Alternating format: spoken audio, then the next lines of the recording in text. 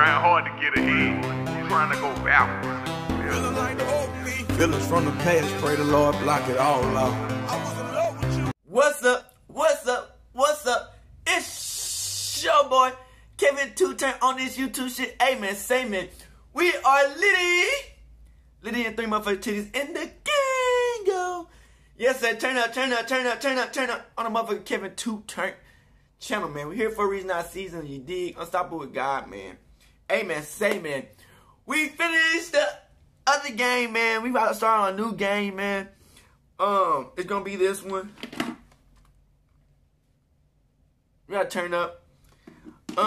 We got 5 real stories of notorious individuals who were never caught until recently, bruh. This shit is crazy. Hey man, say man, sometimes shit, man, you get away with the motherfucking shit, man. And it just shit happens, bro. Knock on wood, you know what I'm saying? Pray nothing ever happen like that, you know what I'm saying? Shit come back from the past and whoop whoop, you know what I'm saying? But that's how shit goes, man. But we finna watch 5 stories of real individuals who done got caught in these motherfuckers recently, bro. This was recently, you know what I'm saying? These niggas done been out for like 12, 10 years, bitch. We finna turn up and finna get it, let's go. Unknown top 5, man. True crime content has been on the rise in popularity over the last few years, and serial killers remain one of the most talked about subjects within the community. In some cases, such as Ted Bundy, there is a wealth of information complete with books, podcasts, and documentaries. In other cases, there is next to no information, especially if they've just been caught. Damn.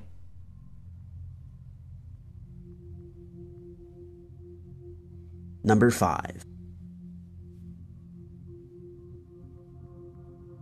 Damn, bro. For over 40 years, the Golden State Killer eluded Californian authorities and became one of the most notorious unknown serial killers to ever exist. Residents of Visalia, California were shocked when a man known only as the Visalia Ransacker began targeting homes under the cloak of darkness. The ransacker would only take small items, choosing not to take expensive valuables and large amounts of cash that his victims had in their homes. Little did the people of Visalia know that the ransacker would quickly evolve into the infamous Golden State Killer. Damn! Between 1974 and 1986, the Golden State Killer was responsible for at least 13 murders, 50 assaults, and 120 robberies throughout numerous counties in California. Women and their families were left terrified, wondering if they would be his next victim, and going to every effort to secure their homes and stay safe. Little did Janelle Cruz's parents know that she would be the last confirmed victim of the Golden State Killer in May of 1986, and they would have to wait over 40 years to see justice. On May 3rd, 1986, Janelle invited a friend over after work, and the two hung out for a while. The friend recalls hearing strange noises outside of Janelle's home, but the two quickly brushed it off and went back to chatting. At around midnight, the two said their goodbyes, with the friend not knowing that she would be the last person to see Janelle alive. By the morning, Janelle's body was discovered by an estate agent who was at the property to show potential buyers around. The estate agent recalled to police that they had found Janelle in the bedroom, and it was clear she had been attacked. Forensic investigators were able to recover a DNA sample from Janelle. However, as DNA was in its infancy, and very few laboratories across the country were able to offer DNA testing, the sample was placed into cold storage until the time was right. Finally, after a few years, technology had caught up, and police were able to confirm their suspicions. All of the crimes were connected and perpetrated by one man. The only problem was they didn't know who they were looking for. Then, in 2016, investigators decided it was time to apply new technologies to an old case. They submitted DNA collected from the crime scenes to a genealogy website called GED Match. From here, investigators worked tirelessly to create family trees and eliminate suspects one by one. This tedious process led them to one name, Joseph James DeAngelo. Investigators knew that they now needed to secure a DNA sample from DeAngelo to perform a comparison. So officers staked out his house and performed a trash pull to obtain his DNA. With bated breath, investigators waited as genealogists and lab technicians worked around the clock to analyze the sample. And then, on April 23rd, 2018, they finally had their answer. DNA testing confirmed that Joseph James DeAngelo was the Golden State Killer, a man who had managed to stay hidden from authorities for over 40 years, and he'd finally been brought to justice. The arrest and subsequent trial of DeAngelo has brought hope to families and investigators. If a disturbing mystery such as this can be solved over 40 years later, that means there is hope for other cold cases too. Joseph DeAngelo is currently serving 12 life sentences at the California State Prison. Number 4. Number 4.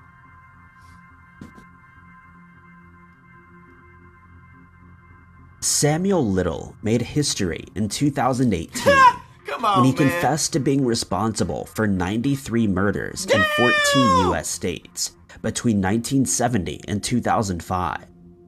Only 50 of these have been verified by police officials, and Samuel Little has only ever been officially connected to 8 through the use of DNA.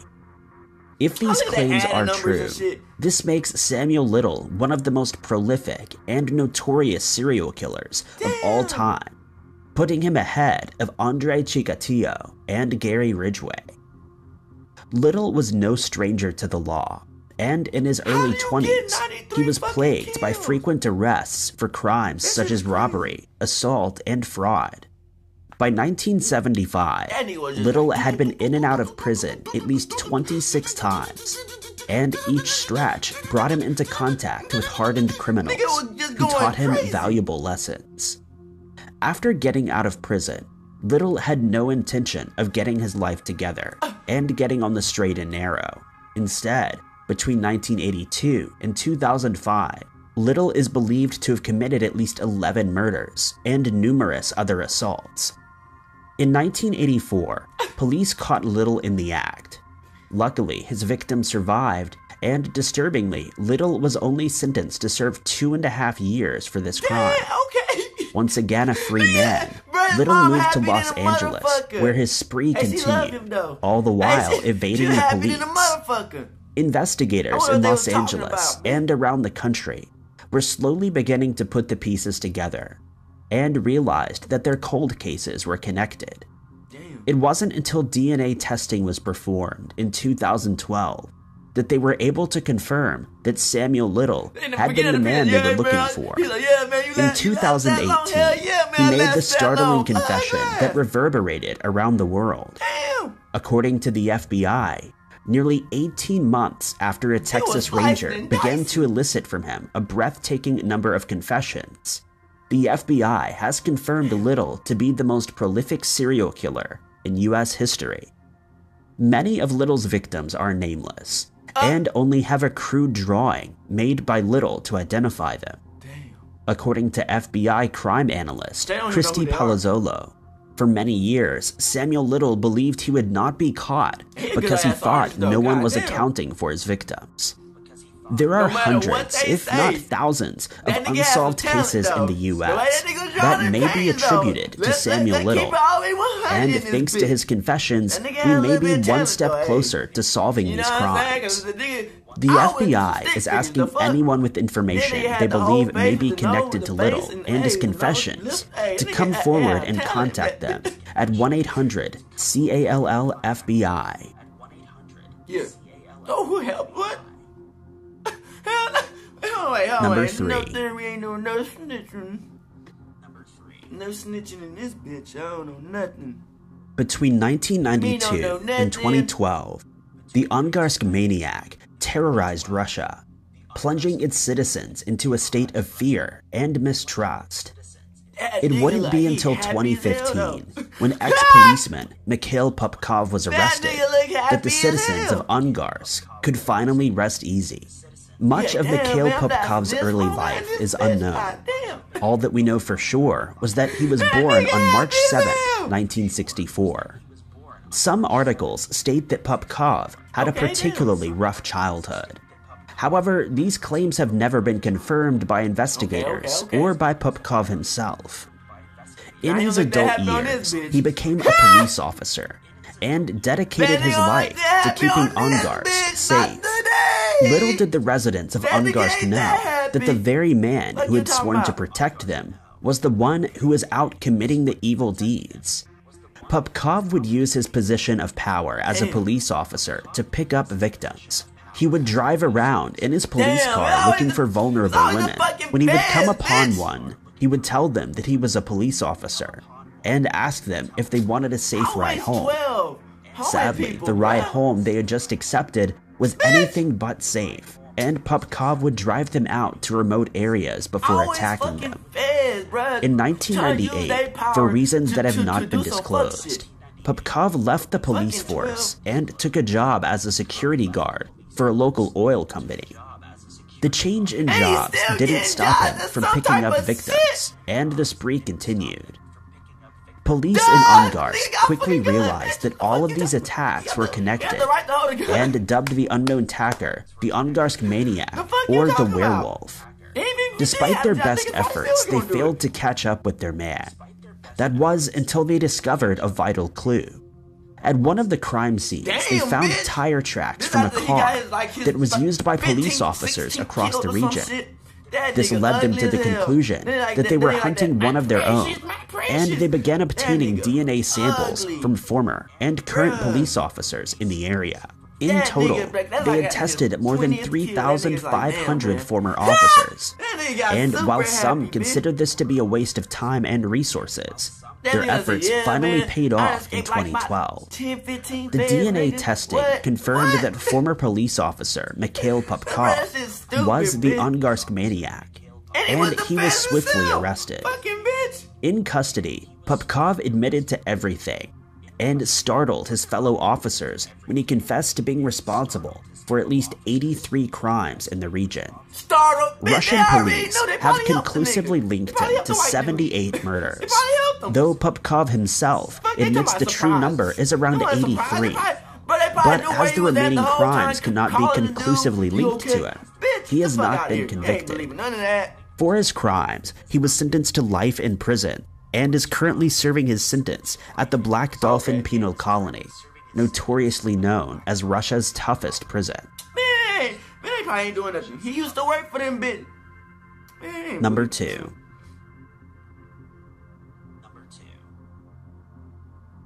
When Lee Chun-jae was officially named as a suspect in the Huai Murders, he calmly told police, quote, "I still do not understand why I was not on the list of suspects at the time. I did not conceal any evidence. I don't know exactly why I lived such a life at that time. I didn't plan and prepare to commit the crimes, and I just acted, depending on the situation." Between 1986 and 1991, the city of Hwaseong, South Korea, was plagued by an unknown assailant who was responsible for numerous unspeakable crimes. For 5 years, the women of Hwaseong held their breaths, wondering if they or someone they knew would be next. These crimes shook not only the city of Hwaseong, but all of South Korea, and to this day, they're often compared to the Zodiac killings. For the first time in modern South Korean history, there was a monster on the loose who was operating under the same motive. As a result, the police response was huge, and the police mobilized around the city to try and apprehend the man responsible. In total, 2 million police officers worked the Hwaseong case, and over 21,000 suspects were questioned in connection with the crimes. Despite their valiant efforts, the person responsible always managed to avoid detection. in 1989, Yoon Sung-yeol was arrested and charged in connection with one of the crimes. However, after lengthy appeals and Lee's confession, Yoon was exonerated. At the time of his confession, Lee Chun-jae was already serving a life sentence for the murder of his sister in 1994. He realized the game was up after officers informed him that his DNA matched DNA at the Hwaseong crime scenes. At first, he protested his innocence. However, after realizing the evidence against him was mounting up, he confessed. As the statute of limitations had passed in these cases, Lee will not be charged. However, South Korean authorities are happy that they're now able to close the case. So they knew it was him. That's tough. Number 1. But that nigga was gone. That nigga was like, he said he wasn't even trying to plan to get caught. Between June of 2000 and August of 2001, the bodies of 3 women were found stuffed inside bags and suitcases around Broward County. The bodies were those of Kimberly Dietz-Livesey, Saya Demas, and Jessica Good. While authorities had no trouble identifying the 3 women, they did have a hard time finding the person responsible. Detectives told Local 10 News, quote, "Fingerprints from the evidence collected at the 2 crime scenes were a match, but the identity of the killer remained a mystery." That was until 2011, when there was a huge break in the case, thanks to DNA and fingerprint analysis, and authorities finally had their man, Roberto Fernandez. Fernandez fled to Brazil just days after he had attacked Jessica Good. In hopes of evading U.S. law enforcement, it appears that a change of scenery wasn't enough to change his behavior. And while in Brazil, Fernandez was accused and acquitted of the murder of his wife. After hearing the news, his wife's family was furious and attempted to take the law into their own hands, causing Fernandez to flee once again to Paraguay. While on the plane in 2005, Fernandez was involved in an accident that claimed his life. When Fernandez was arrested and taken to trial in Brazil, his fingerprints were taken and entered into a database. When investigators in the US ran the fingerprints again, they were surprised to have received a match.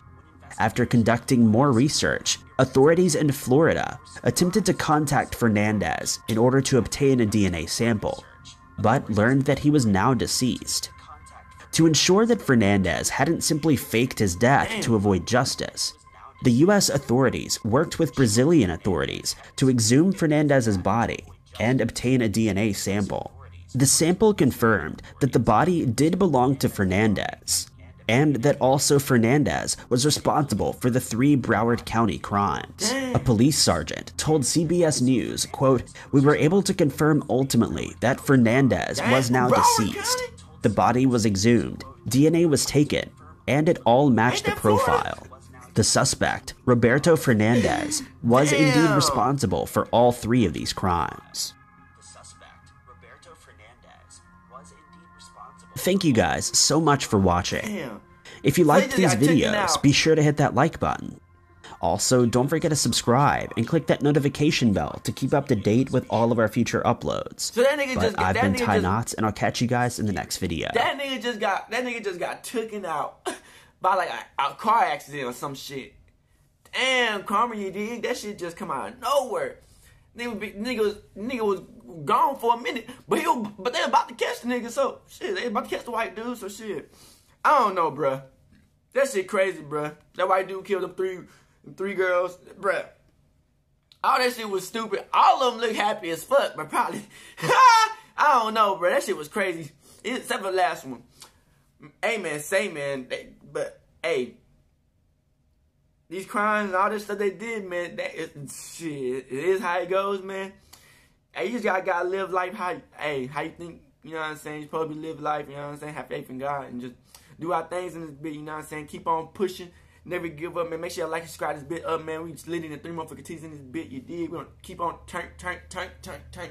Hope y'all stay turning this gang on, man. Make sure y'all like and subscribe out this bitch, man. Deuces. Hey, Dad, you know what, dog, when we link up, dog, this shit be legendary. Even though this instrumental, you the engineer on it, so Kodak everywhere.